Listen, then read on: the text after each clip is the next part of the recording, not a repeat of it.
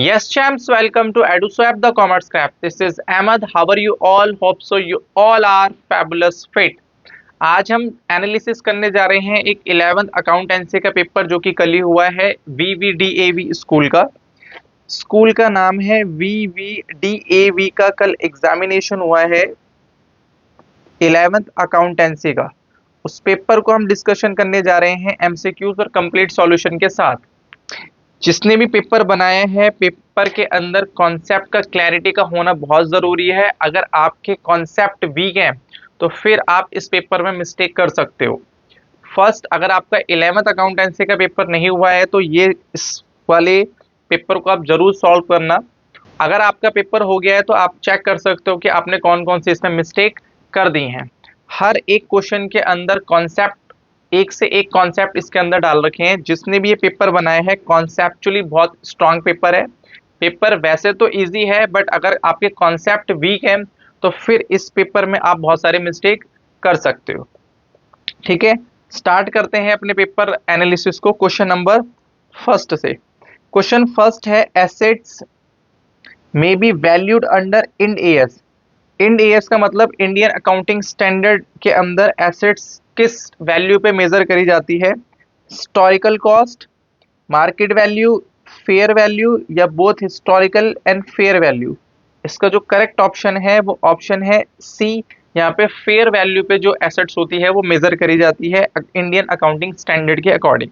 Question number second पे आते हैं, intrastate sale of goods which of the following account is credited in the books of account of seller.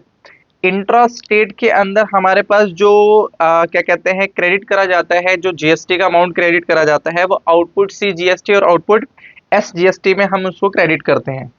तो यहाँ पे question के अंदर थोड़ी सी मिस्टेक है क्योंकि इसके अंदर आउटपुट सी जीएसटी और आउटपुट एस जीएसटी आएगा अगर ये इंट्रास्टेट सेल है तो।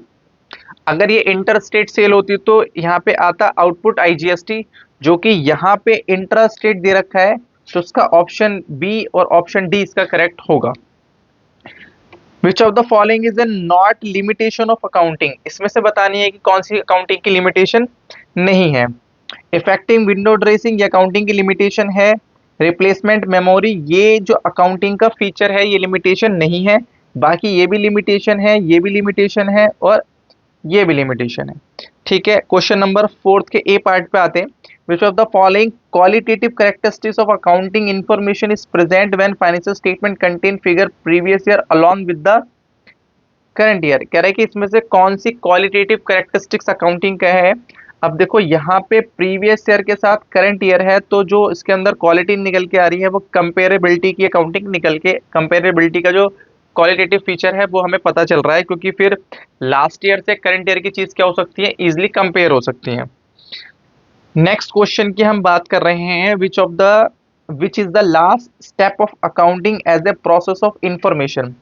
As a process of information हम सबको पता है लास्ट स्टेप होता है communication of information to the user of accounting information, क्योंकि जो अल्टीमेटली कॉन्सेप्ट होता है अकाउंटिंग का वो कम्युनिकेशन होता है किसको, यूजर्स को। यहाँ पे क्वेश्चन कह रहा है कि हमें 5 का ए पार्ट बताना है। असर्शन रीजन का कुछ क्वेश्चन यहाँ पे दे रखा है तो असर्शन रीजन के जो चॉइसेस हैं वो यहाँ पे है, इसका क्वेश्चन पीछे है। The market value of asset is not taken into the consideration for the accounting purpose. Yes, यहाँ पे मार्केट वैल्यू को हम कंसिडर नहीं करते एसेट्स की। यहाँ पे हम क्या कहते हैं वैल्यू, कौन सी वैल्यू को कंसिडर करते हुए आए हैं, हिस्टोरिकल कॉस्ट, उसमें से हम डेप्रिसिएशन को माइनस कर देते हैं। तो ये असर्शन यहाँ पे हो जाएगा सही क्योंकि हम नहीं कंसिडर करते। According to the going concern concept, it is assumed that business may not continue to exist for long period for the future and may have to be liquidated। ये गलत है। गोइंग कंसर्न बिजनेस की life को endless बताता है क्योंकि future में जो क्लोज नहीं होने वाला। यहाँ पे कह रहा है कि नॉट कंटिन्यू टू एग्जिस्ट और वो बताता है कि फ्यूचर में क्या हो जाएगा, लिक्विडेट हो जाएगा। तो यहाँ पे इसका रीजन जो हो जाएगा वो गलत हो जाएगा। तो यहाँ पे असर्शन ठीक है और रीजन गलत है तो इसका सी ऑप्शन करेक्ट हो जाएगा। इसके चॉइस पे चलते हैं। फॉलोइंग क्वेश्चन स्टेटमेंट दे रखा है, ये असर्शन रीजन का कुछ क्वेश्चन है। Capital expenditure treated as a capital expenditure profit and loss में ट्रीट नहीं करे जाते, वो बैलेंस शीट के अंदर ट्रीट करा जाते हैं। जितनी भी नॉन करंट एसेट्स होती हैं वो कैपिटल एक्सपेंडिचर से ही आती है हमारे पास। कैपिटल एक्सपेंडिचर प्रोवाइड करता है long term benefit as and capitalise as a asset in the balance sheet. ये बिल्कुल सही कह रहा है कि जो कैपिटल एक्सपेंडिचर होते हैं वो लॉन्ग टर्म बेनिफिट हमें देते हैं और हम कैपिटलाइज करते हैं बैलेंस शीट के अंदर। तो यहाँ पे असर्शन असर्शन गलत है और रीजन यहाँ पे ठीक है, तो असर्शन गलत है, तो डी ऑप्शन इसका करेक्ट हो जाएगा। नेक्स्ट क्वेश्चन पे चलते हैं। बलराम एक कस्टमर है would as certain amount was declare instalment, यानी कि कस्टमर से हमें पैसे लेने थे और वो इंस्टॉलमेंट डिक्लेयर हो गया, मतलब वो हमें पैसे नहीं दे पाएगा। अब फर्स्ट एंड फाइनल डिविडेंड उससे फाइनल यहाँ पे मिल रहे हैं 1 रुपीज के ऊपर 60 पैसे, यानी 60% अमाउंट में मिल रहा है।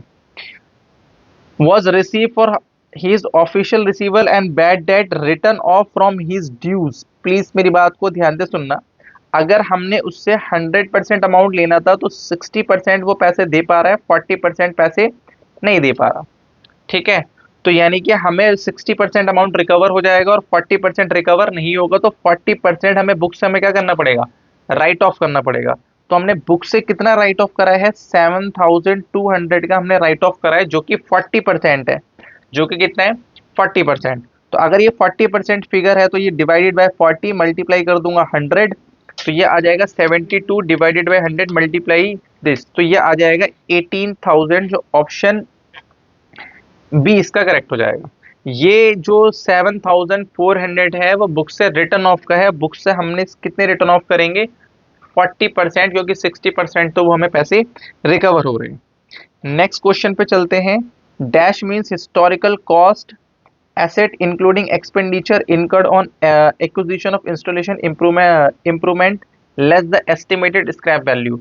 ओरिजिनल कॉस्ट में से स्क्रैप वैल्यू जब हम माइनस करते हैं तो जो हमारे पास कॉस्ट निकल के आती है वो डेप्रिशिएबल कॉस्ट होती है। फिर नंबर यूजफुल लाइफ को यूज करते हुए हम एनुअल डेप्रिशिएशन को निकालते हैं, तो इसका बी ऑप्शन करेक्ट हो जाएगा।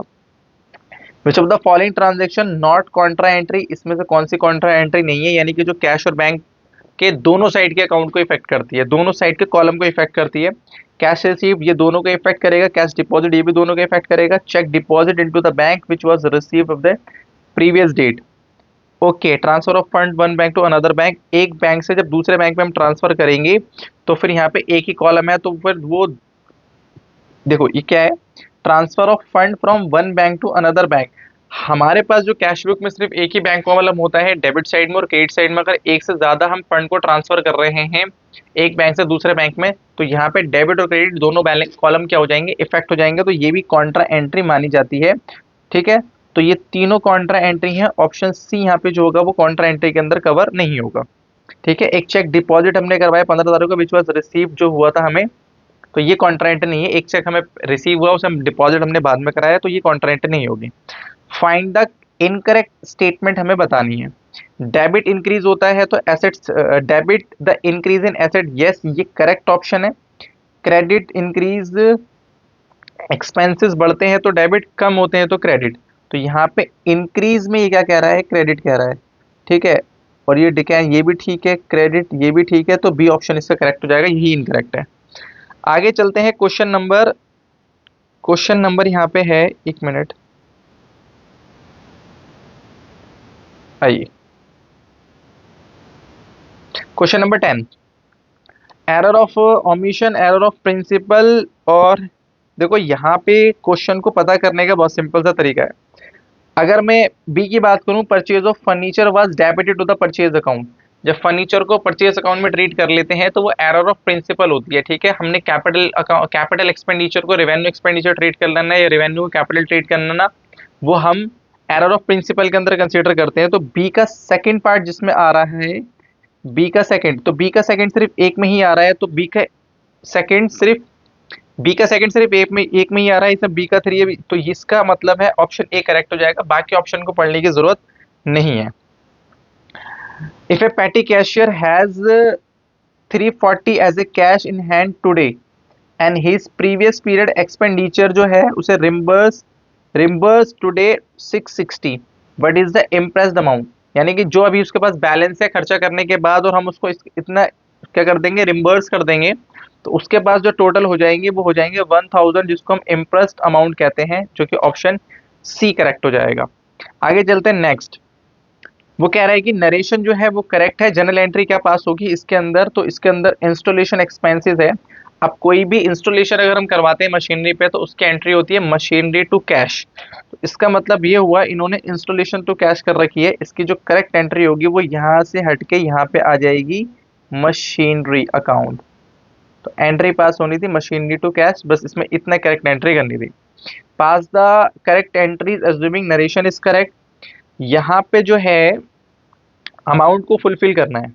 अब एक बात, purchase goods and paid cash immediately and avail discount करा है हमने 5%, तो ये जो 250 का अमाउंट है ये है 5%। तो अगर ये 250 का अमाउंट है 5%, तो फिर 100% अमाउंट कितना होगा? 250 का अमाउंट जो है वो है 5%, तो 100% जो अमाउंट होगा वो आएगा हमारा 5,000 रुपये।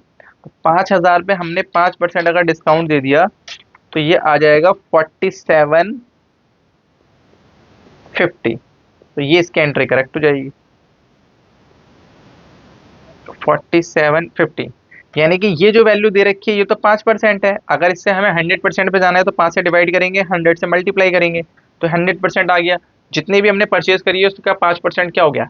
कैश डिस्काउंट हो गया। तो ये ऑप्शन हमारा जो होगा, मतलब जो जो फिर फुलफिलिंग होगी वो कंप्लीट हो गई। देखो ये return down value method of assets after the 3 year depreciation on return down value method. अब देखो इस वाले क्वेश्चन को निकालने के दो तरीके हमारे पास है, वो दो तरीके क्या हैं ध्यान से सुनो। या तो आप रैंडमली क्या करो कि किसी भी फिगर को उठाओ और उसको 10% डैप लगा के माइनस कर दो, 10% डैप लगा के माइनस कर दो, 10% डैप लगा के माइनस कर दो। एक तो ये ऑप्शन है। दूसरा ऑप्शन क्या है यहाँ पे? दूसरा ऑप्शन ये है कि अगर आपके पास मान लेते हैं एक 100% वैल्यू की मशीनरी है, उस पर आपने 10% माइनस कर दिया तो नेक्स्ट ईयर आपके पास बचेगा 90%। उसके बाद फिर आपने अगर इसी का 10% माइनस कर दिया तो आपके पास बचेगा 81%। फिर आपने तीसरे साल अगर इसमें से माइनस कर दिया 8.1, तो आपके पास बचेगा divide multiply this divide minus, तो ये बचेगा आपके पास 72.9%। ठीक है, तो अगर आपके पास 3 साल के बाद कोई मशीनरी है तो जो उसकी परसेंटेज की फॉर्म में बचेगी वैल्यू वो बचेगी 72.9%। अगर हमारे पास यहाँ पे कोई मशीनरी मैंने खरीदी वो एक्स वैल्यू की है, वो यहाँ पे कोई मशीनरी अगर मैंने खरीदी वो एक्स वैल्यू की और 3 साल के बाद उसकी वैल्यू 109,350 हो गई, तो वो कितने परसेंट पे एग्जिस्ट कर रही है? 72.9। तो इसका मतलब 109,350 ये कितने परसेंट पे एग्जिस्ट कर रही है? 72.9। और हमें कितनी वैल्यू पे जाना है? रिवर्स करके 100% पे जाना है। 109,350 divided by 72.9 divided by 72.9 multiply 100, तो ये आ जाएगा सिंपली 1,50,000। ये वैल्यू निकल के आ जाएगी 1,50,000। तो ए ऑप्शन इसका करेक्ट हो जाएगा। अगर ए ऑप्शन से जाओगे आप 10% माइनस करोगे, फिर 10% माइनस करोगे, फिर 10% माइनस करोगे WDV से, तो फिर वो भी आपकी यही वैल्यू निकल के आ जाएगी। इसके बी पार्ट पे क्या करना है? अब देखो दोनों में डिफरेंस क्या है, बहुत अच्छा कॉन्सेप्ट है इसके अंदर। इसके अंदर भी सेम वैल्यू पूछ रहा है पर यहाँ पे पूछ रहा है स्ट्रेट लाइन से। बट स्ट्रेट लाइन के अंदर सिंपल सी बात होती है कि यहाँ पे 10% माइनस होता है तो 90 हो जाता है, फिर यहाँ पे 10% माइनस होता है फिर वो 80 हो जाएगा, फिर यहाँ पे 10% माइनस होगा, फिर यहाँ 10% माइनस होगा तो वो क्या हो जाएगा? 70 हो जाएगा। तो तीसरे साल के बाद स्ट्रेट लाइन से हम चलेंगे तो 70% वैल्यू बचेगी। तो हमारे पास 3,32,500 की 70% वैल्यू है, तो फिर 100% वैल्यू क्या होगी? 33250 डिवाइड बाय 70, तो 100% वैल्यू क्या होगी?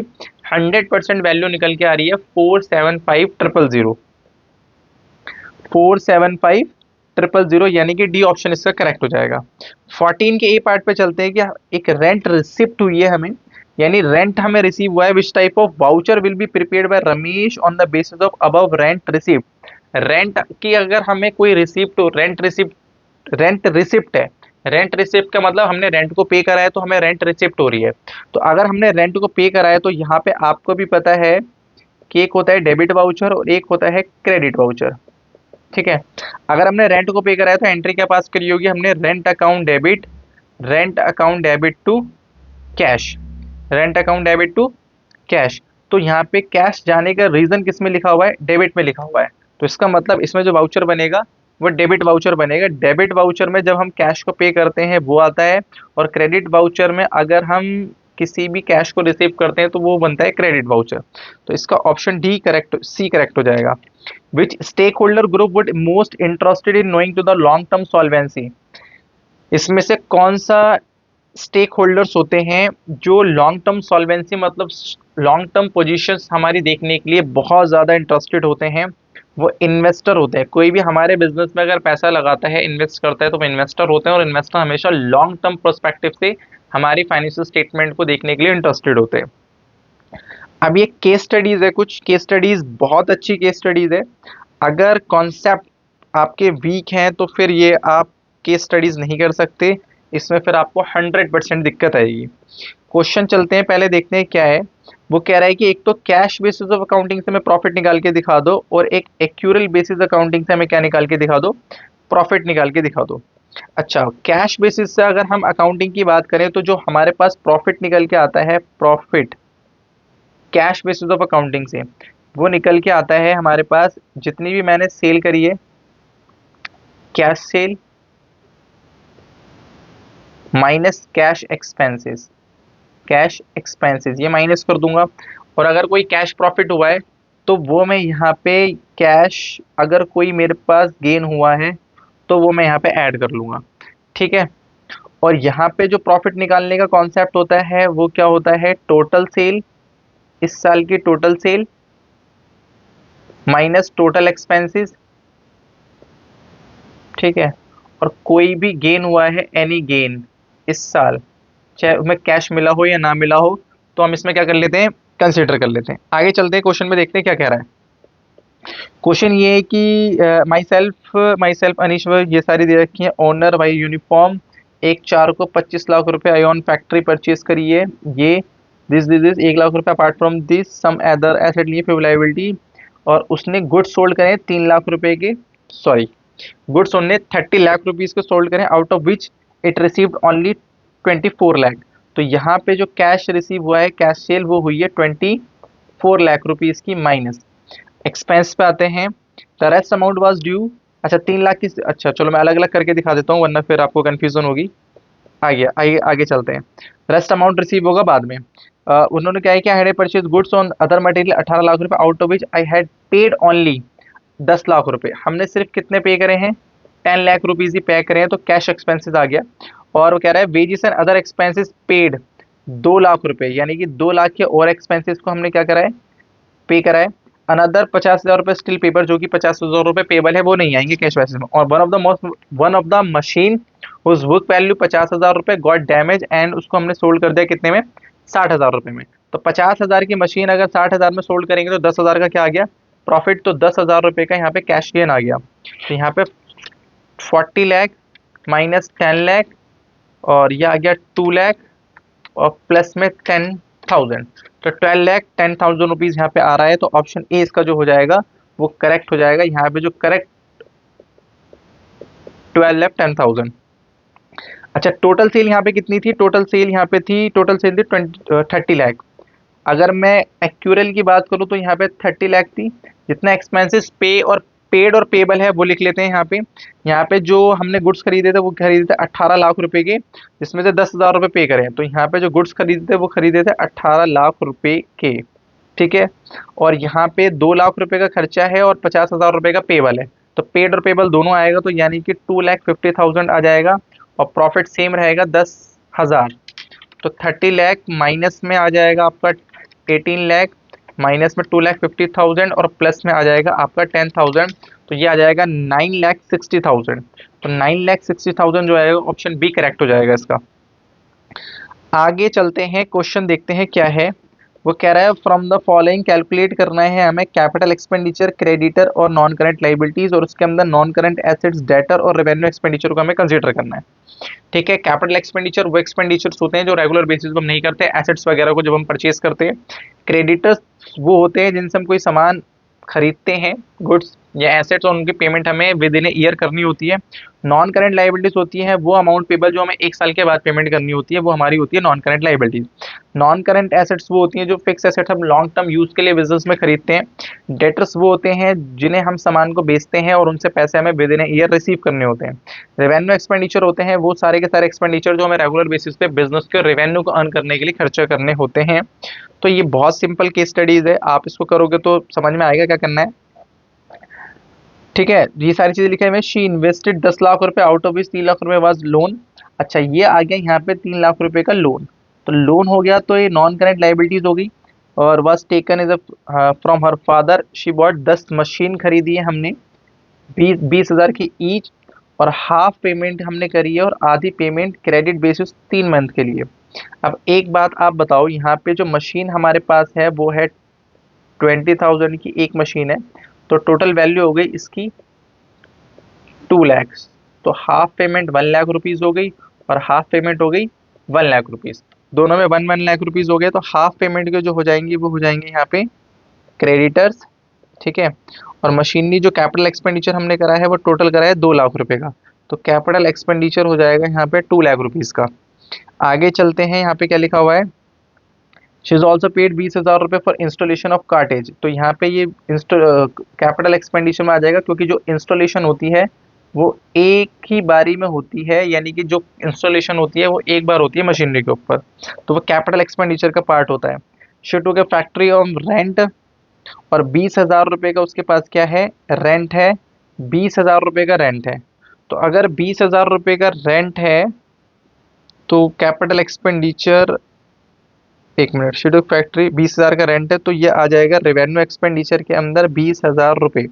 ठीक है, अच्छा, अब नॉन करंट एसेट्स की अगर मैं बात कर लूँ तो एक मशीनरी हमारे पास है 20,000 रुपये की, हमने 5 मशीनरी ली है जो कि नॉन करंट का पार्ट होती हैं, तो वैल्यू निकल के आ गई। ठीक है, नॉन करंट एसेट्स जो है वो 2 लाख रुपए की आ गई, और इस पे इंस्टॉलेशन, सॉरी, इस पे इंस्टॉलेशन कितने की है, 20,000 रुपए की, तो टोटल वैल्यू जो आ गई कैपिटल एक्सपेंडिचर का जो भी अमाउंट होता है वो नॉन करंट एसेट्स का ही पार्ट माना जाता है। उसके बाद she purchase a raw material from पानिया 5 लाख रुपए का, आउट ऑफ विच 1 लाख रुपए still is paid and rest amount was cash immediately. 5 lakh रुपए पेबल हैं, तो टोटल हमने 5 लाख रुपए का एक्सपेंडिचर कराया, तो रेवेन्यू एक्सपेंडिचर जो होगा ये आ जाएगा आपका 5 लाख रुपए हमने कराए। अच्छा, रेवेन्यू एक्सपेंडिचर पेड हो चाहे पेबल हो, दोनों कंसीडर करेंगे इसके अंदर। आगे यहाँ पे क्या क्वेश्चन है कि ऑल द मटेरियल जो है converted in the government sold करा है हमने कितने का, 6,50,000 का। He is her selling expenses, selling expenses 10,000 रुपये के आ गए, तो ये रेवेन्यू एक्सपेंडिचर के अंदर कंसीडर हो जाएगा, क्योंकि रेगुलर खर्चा होता है। आफ्टर सम टाइम एक मशीनरी थी उस बुक वैल्यू थी कितने की, 22,000 रुपये की, become defective and was sold 8,000 रुपये। One of her employee Sanya started facing some health issue and had to hospitalize, and Ananya gave 50,000 as a loan which Sanya promised to pay 2 month के बाद। तो अगर 2 महीने के बाद हमें पैसे रिसीव करने हैं तो हम उसे डेटर को कंसीडर करेंगे, तो 50,000 रुपये इसके अंदर आ जाएंगे, क्योंकि हमें 2 महीने बाद रिसीव करने हैं। अच्छा, एक मशीनरी थी 22,000 की, उसकी बुक वैल्यू थी, तो 22,000 रुपये से हम क्या करेंगे, एसेट्स को माइनस कर देंगे यहाँ से, तो ये वैल्यू बचेगी वो हमारी 2 लाख रुपए की वैल्यू बचेगी, क्योंकि नॉन करेंट एसेट जितनी टोटल हमारे पास थी उसमें से हम 22,000 की चीज बेच रहे हैं, तो एसेट माइनस हो जाएगी। उसके बाद आगे चलते क्या लिखा हुआ है, बस ये क्वेश्चन हो गया, अब इसमें कुछ करना ही नहीं था। Sold to Kanya fashion store, यानी कि हमने ये क्रेडिट सेल करी है, कैश सेल नहीं करी है, तो यहाँ पे आ जाएंगे डेटर 6,50,000 के, तो ये टोटल आ जाएगा 7 लाख रुपीज का अमाउंट हमारे पास आ जाएगा। ठीक है, तो ये सिंपल क्वेश्चन था। अच्छा, नॉन करेंट लाइबिलिटी जो थी वो लोन की लाइबिलिटीज थी, वो लिख लेते हैं हम। जो लोन था वो था 3 लाख रुपए का, तो ये कुछ इस तरीके से क्वेश्चन डिजाइन था। ठीक है, कैपिटल एक्सपेंडिचर 2 लाख रुपये, 2 लाख मशीनरी की value plus installation charges, creditor 1 lakh rupees के जो हमें पे करने थे, और नॉन करेंट लाइबिलिटीज 3 लाख का लोन आ गया। नॉन करेंट एसेट जो भी थे 22, यानी 2,20,000, सॉरी यहाँ पे 2,20,000 नहीं है, यहाँ पे अगर 2,20,000 में से अगर हम 22,000 को माइनस करेंगे तो ये आ जाएगा 9,198। तो ये आ जाएगा 22,000 रुपये, तो ये आ जाएगा 198,000। ठीक है, तो हमने उसको क्या यहाँ पे है कि Ananya give her the advance which Sanya promise to pay. Aanya ने 50,000 रुपये सान्या को दिए थे कि 2 महीने के बाद वो हमें पैसे दे देगी, तो ये रिसीवेबल हो गया, हम उसको डेटर ट्रीट करेंगे। और यहाँ पे हमने उधार सामान बेचा है क्योंकि कैश नहीं लिखा हुआ। Sold to Ganiya fashion store 6,50,000 रुपये, तो ये टोटल 7 लाख हो जाएगा। रेवेन्यू एक्सपेंडिचर 20,000 और 5 लाख और 10,000 रुपये हमने खर्चा कराए, तो ये टोटल अगर मैं बात करूँ तो ये आ जाएगा 5,30,000। ठीक है, इसकी बात करूँ तो ये आ जाएगा 2,20,000। ठीक है, नेक्स्ट क्वेश्चन पे चलते हैं। Pass the rectification entries in the Anant enterprises. हमें क्या करना है, pass the journal entries for Anant enterprises, यानी हमें रेक्टिफिकेशन करनी है। और यहाँ पे परचेज ऑफ यहाँ पे है 2,000 रुपये paid furniture purchase has been debited to the purchase account. आपको भी पता है कि जब हम फर्नीचर परचेज करते हैं और हमने परचेज अकाउंट को डेबिट कर दिया, तो इसकी जो रेक्टिफिकेशन एंट्री बनेगी वो purchase account debit, sorry, furniture account debit to purchase होगी। क्योंकि हमने एंट्री जो है वो रॉन्ग पास कर दी थी, यानी फर्नीचर को डेबिट करना था, करा नहीं, तो फर्नीचर को डेबिट कर देंगे और फिर परचेज को क्या करेंगे, क्रेडिट कर देंगे। ठीक है, आगे चलते हैं। नेक्स्ट का लिखा हुआ है सेल बुक, यहाँ पे अंडर कास्ट है, तो सेल बुक को इंक्रीज कर लेंगे। सस्पेंस टू सेल, इसकी क्या हो जाएगी, रेक्टिफाई एंट्री हो जाएगी।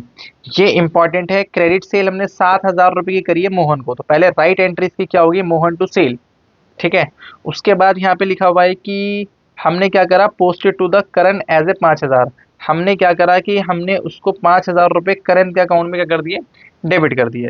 अब यहाँ पे करण को 5,000 से डेबिट कराया और सेल को 7,000 से डेबिट कराया, तो ये डिसबैलेंस है यहाँ पे। तो सस्पेंस अकाउंट से पहले क्या करेंगे, उसको बैलेंस करेंगे। तो ये डेबिट में पूरा 7,000 हो जाएगा, क्रेडिट में पूरा 7,000 हो जाएगा। अब डेबिट को डेबिट से कंपेयर करते हैं, क्रेडिट को क्रेडिट से कंपेयर करते हैं। मोहन को डेबिट करना था 7,000 रुपये से, क्या आपने यहाँ पे कहीं 7,000 से मोहन को डेबिट कराया, नहीं करा, तो मोहन को डेबिट करेंगे 7,000 रुपये से। सर यहाँ पे सिर्फ मोहन को डेबिट करना था, पर यहाँ पे सस्पेंस डेबिट कर रखा है, तो सस्पेंस को एलिमिनेट करने के लिए यहाँ पे हम क्या करेंगे, उसको क्रेडिट करेंगे 2,000 से। अच्छा, यहाँ पे सेल को क्रेडिट करना था, सेल को क्रेडिट करा हुआ है, कोई दिक्कत वाली बात नहीं है। एक चीज और, सर यहाँ पे मोहन को डेबिट करना था, मोहन को डेबिट नहीं करा हुआ, मोहन को डेबिट कर दिया।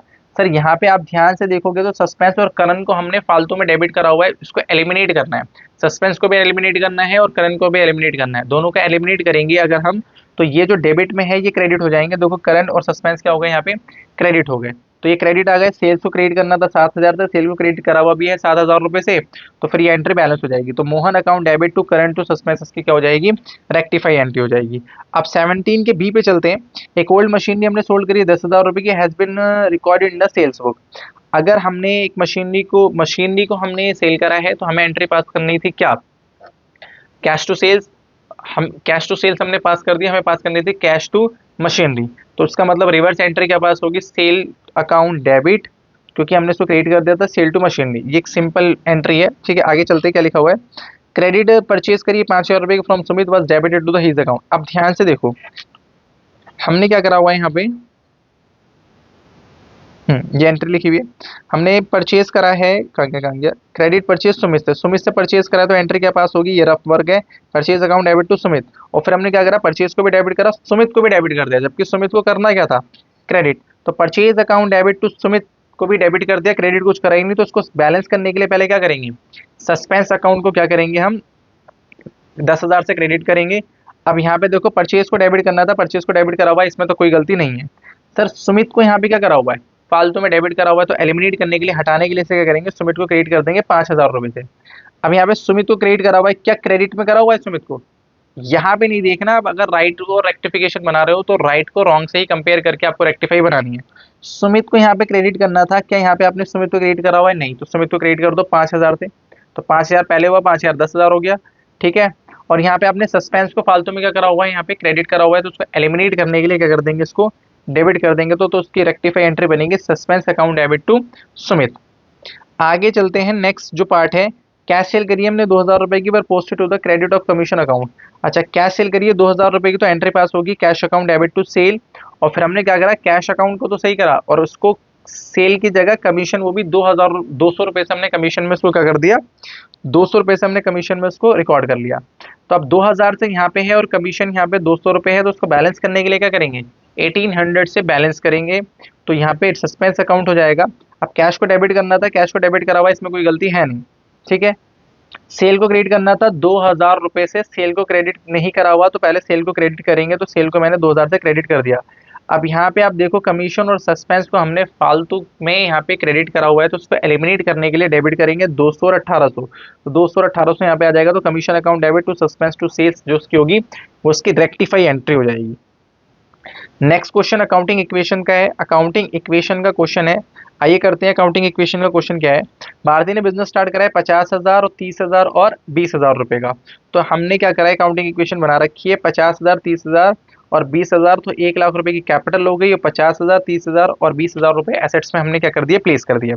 1/3 जो स्टॉक था वो 50% के प्रॉफिट पे है और 50% जो कैश हमें इमीडिएटली रिसीव हो रहा है। तो यहाँ पे करने की कोशिश करी हमने, स्टॉक 30,000 रुपए का था, 1/3 स्टॉक कितने का आ गया, 10,000 का। तो 10,000 का 50% प्रॉफिट है, तो कितना आ गया, 5,000 रुपये प्रॉफिट आ गया। तो अगर सेल वैल्यू बनाया तो कॉस्ट प्लस में प्रॉफिट, तो ये आ जाएगा 10,000 प्लस 5,000, तो ये आ जाएगा 15,000 रुपये का टोटल सेल। तो 75 क्या हो जाएगा, 75 हमें क्या हो जाएंगे, पैसे रिसीव हो जाएंगे और 75 हमें डेटर में लिखने हैं। तो यही लिखने की कोशिश करिए यहाँ पे। 75 जो 100 है वो ऐड हो गए कैश में और 7500 किस में हो गए, डेटर्स में हो गए। अब टोटल जो है 15,000 की सेल है, सामान था 10,000 रुपये का, तो कॉस्ट कितने से माइनस करेंगे, 10,000 से। तो 10,000 का सामान जब 15,000 रुपये में सेल करेंगे तो 5,000 रुपये का आ जाएगा प्रॉफिट। तो अकाउंटिंग न्यू इक्वेशन बनाएंगे तो 57, 20, 20, 75 और ये आ जाएगा 1,05,000। आगे यहाँ पे है वो लिखा हुआ है कि पेड रेंट 10,000 रुपये और इंक्लूडिंग 2,000 रुपये एडवांस है। हमने रेंट पे करा हुआ है, रेंट पेड हमने 10,000 रुपये करा है, ठीक है। 10,000 रुपये में से 2,000 रुपये एडवांस है, तो 2,000 रुपये प्रीपेड में लिख लेंगे। 10,000 में 2,000 एडवांस है, तो बचे एक्चुअल एक्सपेंसेस कितने का है, 8,000 को, तो 8,000 से कैपिटल से कम कर देंगे। कोई भी एक्सपेंसेस हम अगर करते हैं तो कैश से कम हो जाता है और कैपिटल से कम हो जाता है, तो ये भी सिंपल पॉइंट था। आगे चलते हैं, परचेज गुड्स, एक लिस्ट प्राइस था कितने का, 12,500। 20% ट्रेड डिस्काउंट था from Lavanya and paid 50% amount cash immediately. 50% अभी पे कर रहे हैं, तो 12,500 का अगर मैं 20% निकालूं तो ये हो जाएगा आपका 10,000 रुपये। यहाँ पे निकालने की कोशिश करी हुई है, देखते हैं आओ। 12,500 रुपये का अगर ट्रेड डिस्काउंट माइनस कर दो तो 2,500 रुपये आ जाएगा, तो 10,000 वैल्यू बचेगी। तो 5,000 अभी पे कर रहे हैं, 5,000 क्या हो जाएंगे, क्रेडिटर में चले जाएंगे। तो अगर मैं 5,000 की बात करूँ तो 5,000 ट्रांजेक्शन 4, कुछ गलत है इसके अंदर। क्या गलत है, 5,000 अभी पे कर रहे हैं, तो 5,000 हो जाएगा यहाँ से माइनस, यहाँ से हो जाएगा 5,000 माइनस, तो ये आ जाएगा 47,500 और 5,000 रुपये से 10,000 से स्टॉक इंक्रीज हो जाएगा क्योंकि ये परचेज है। Just a minute, purchase goods कर रहे हैं इतने के, तो 10,000 से हमारे पास स्टॉक आ जाएगा। हाँ, ये थोड़ी सी एंट्री में मिस्टेक है, यहाँ पे आ जाएगा, यहाँ पे आ जाएगा आपका 10,000 रुपये से ये इंक्रीज हो जाएगा, तो ये आ जाएगा 42,500, ये आ जाएगा 30, ठीक है। ये 20 रहेगा, ये भी 20 रहेगा, 5,000 ये हो जाएगा। चेक कर लेते हैं एक बार, 42,500 प्लस में 30,000, 20, 75, 2,000, 1,02,000। तो इसमें भी कितना आ रहा है, 1,02,000। अब ये एंट्री ठीक है, थोड़ी सी मिस्टेक हो गई थी, हमने परचेज को सेल कंसीडर कर लिया था, बाकी ये बिल्कुल 1,02,000 मैच हो रही है। आगे क्या कहते हैं, यहाँ पे लिखा हुआ है 1,02,000। आगे क्या लिखा हुआ है, डेप्रिसिएशन है यहाँ पे 10% का। तो अगर डेप्रिसिएशन 10% का है तो डेप्रिसिएशन से माइनस कर देंगे, तो ये आ जाएगा यहाँ पे 42,500 सेम रहेगा। यहाँ पे 30,000 ये भी रहेगा सेम। यहाँ पे 18,000 है यहाँ पे, और डेप्रिसिएशन माइनस कर देंगे तो 42,500 प्लस में 30 प्लस में 18 प्लस में 75 प्लस में 2,000, 1,00,000 रुपीज़ आ रहा है, इसमें कोई चेंज है नहीं। और यहाँ पे भी अगर आप देखोगे तो ये आ जाएगा 75 और ये 1,00,000, तो 1,00,000 रुपीज़ मैच हो रहे हैं। तो इसका जो करेक्ट ऑप्शन है, ये ऑप्शन इसका करेक्ट जो आंसर है वो 1 लाख रुपीज बैलेंस करेगी। ठीक है, यहाँ पे थोड़ी सी मिस्टेक थी वो हमने करेक्ट कर दी। आगे चलते हैं नेक्स्ट क्वेश्चन के अंदर। नेक्स्ट क्वेश्चन जो है वो है which type of reserve following statement. हमें रिजर्व बताना है कौन सा रिजर्व है। It is not disclose by the balance sheet. वो रिजर्व जो बैलेंस शीट के अंदर डिस्क्लोज नहीं होता तो इसके अंदर तो सिंपल ही था, उसे हम कहते हैं सीक्रेट रिजर्व, क्योंकि जो बैलेंस शीट में डिस्क्लोज नहीं होता वो सीक्रेट रिजर्व होता है। Companies do not distributed entire profit as a dividend keep in the side on the keep aside. जो डिविडेंड, जो भी प्रॉफिट डिविडेंड के लिए अवेलेबल नहीं होता वो कैपिटल रिजर्व होता है। अगर आपने रिजर्व एंड कैपिटल का रिजर्व एंड प्रोविजन वाला चैप्टर पढ़ा हुआ है तो उसे हम कहते हैं कैपिटल रिजर्व। जो प्रॉफिट डिविडेंड के लिए अवेलेबल नहीं होता उसी को हम कहते हैं capital reserve. Some example of this type of reserve, ये जो है ये स्पेसिफिक है, ये भी क्या है स्पेसिफिक। जो अमाउंट किसी स्पेसिफिक पर्पस के लिए यूज करा जाता है उसको हम कहते हैं स्पेसिफिक रिजर्व। तो ये आ जाएगा स्पेसिफिक रिजर्व। तो ये एक सिंपल क्वेश्चन था। ठीक है, सीक्रेट रिजर्व, कैपिटल रिजर्व और स्पेसिफिक रिजर्व। ये भी एक बहुत स्ट्रॉन्ग क्वेश्चन है। इसके अंदर थ्योरी के अंदर कोई भी प्रिंसिपल नहीं पूछे गए, पर केस स्टडीज बना के प्रिंसिपल पूछे गए हैं। इसके अंदर क्वेश्चन क्या है, क्वेश्चन ये है कि हमें अजम्पशन, कॉन्सेप्ट और कन्वेंशन बताने, फॉलोड और वायलेटेड कौन से हैं। पहला है कि profit and loss account debit to provision for doubtful debt. तो आपको भी पता है कि प्रोविजन कौन सा प्रिंसिपल बनाने के लिए कहता है। प्रोविजन बनाने का जो कॉन्सेप्ट है वो प्रूडेंस के अंदर कवर होता है। तो यहाँ पे जो प्रूडेंस कॉन्सेप्ट को फॉलो करा गया है, तो ये एक सिंपल बात थी। डेटर टू सेल, यानी कि जो एक कैश बेसिस होती है, एक्यूरल बेसिस होती है, यानी कि जो नॉन कैश ट्रांजेक्शन को रिकॉर्ड करती है वो एक्यूरल बेसिस सिस्टम होता है। तो यहाँ पे एक्यूरल प्रिंसिपल लग रहा है। फंडामेंटल अकाउंटिंग अजम्पशन आपने पढ़ी है, गोइंग कंसर्न, कंसिस्टेंसी और एक्यूरल। ट्रांजैक्शंस का होना ही ट्रांजैक्शन रिकॉर्ड करने के लिए काफी होता है, ये एक्यूरल बेसिस बताता है। तो यहाँ पे एक्यूरल बेसिस को फॉलो करा गया है। Bank rent account debit to bank, rent paid to proprietor. यहाँ पे हमने क्या करा हुआ है कि यहाँ पे बिजनेस के खर्चे को और ओनर के खर्चे को हमने एक ही मान लिया है। जबकि बिजनेस एंटिटी प्रिंसिपल क्या कहता है कि बिजनेस अलग है, बिजनेस का ओनर अलग है। बिजनेस एंटिटी अजम्पशन हमारी ये कहती है। तो यहाँ पे हमने सेम ट्रीट कर लिया है, तो यहाँ पे बिजनेस एंटिटी को वॉयलेट कर दिया है। प्रॉफिट एंड लॉस जो सैलरी है, आप ध्यान से देखोगे तो 1,000 रुपये पर मंथ है। तो 1,000 रुपये पर मंथ है, तो 12 महीने की जो सैलरी आनी चाहिए थी वो आनी चाहिए थी 12,000। पर यहाँ पे कितनी सैलरी कंसीडर कर रखी है, 1,000। तो 1,000 जो नेक्स्ट ईयर की सैलरी है वो भी इसके अंदर क्या कर ली, कंसीडर कर ली। तो जो मैचिंग प्रिंसिपल होता है वो यहाँ पे वायलेट हो गया है, क्योंकि मैचिंग प्रिंसिपल कहता है एक साल के खर्चे ही उसी साल के अंदर हमें दिखाने होते हैं। तो यहाँ पे हमने क्या करा है कि इस साल का 12,000 का खर्चा है और नेक्स्ट ईयर का भी जो खर्चा है वो भी इसी के अंदर दिखा दिया। तो यह जो मैचिंग प्रिंसिपल है वो वायलेट हो रहा है।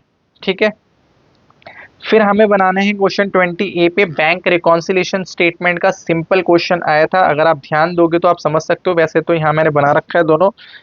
आइए देखते हैं कि क्या है बैंक रिकॉन्सिलेशन में। यहाँ पे क्रेडिट बैलेंस दे रखा है, credit balance of the passbook का है 10,000 रुपये। क्रेडिट बैलेंस जो पासबुक का होता है वो पॉजिटिव बैलेंस होता है। तो यहाँ पे आप देखोगे कि यहाँ पे 10,000 लिखा हुआ है। चेक 20,000 रुपये का था, जिसमें से 15,000 रुपये के क्लियर्ड इन द अप्रैल में। 20,000 के अगर हमने चेक इशू करें तो 20,000 से जब हमने चेक इशू करें तो हमने कैश बुक को कम कर लिया होगा। बट जो 15,000 रुपये के चेक थे वो अप्रैल में इंक्रीज हुई, यानी कि जो अप्रैल में इंक्रीज हुई उससे पासबुक तो हमारी इंक्रीज हुई। एक बात बताओ, इधर देखो, मैं आपको बताने की कोशिश करता हूँ। यहाँ पे हमने 20,000 रुपये के चेक काट के दिए, ठीक है, तो कैश बुक कितने से कम कर ली होगी, 20,000 रुपये से। बट यहाँ पे जो हमारे पास सिर्फ 5,000 रुपये से 5,000 रुपये से हमारी पासबुक, ये कैश बुक हो गई, ये पासबुक हो गई। हमारी पासबुक 5,000 से कम हुई। सर कैसे? क्योंकि कह रहा है कि जो आपके पास जो 15,000 रुपये के चेक है ना वो तो अप्रैल में क्लियर हुआ, हम बना रहे हैं मार्च का। इसका मतलब आप वेरिएशन आपको यहाँ से पता चल रहा होगा वेरिएशन कितना है। 20,000 से आपकी कैश बुक कम हुई, 5,000 रुपये से आपकी पासबुक कम हुई।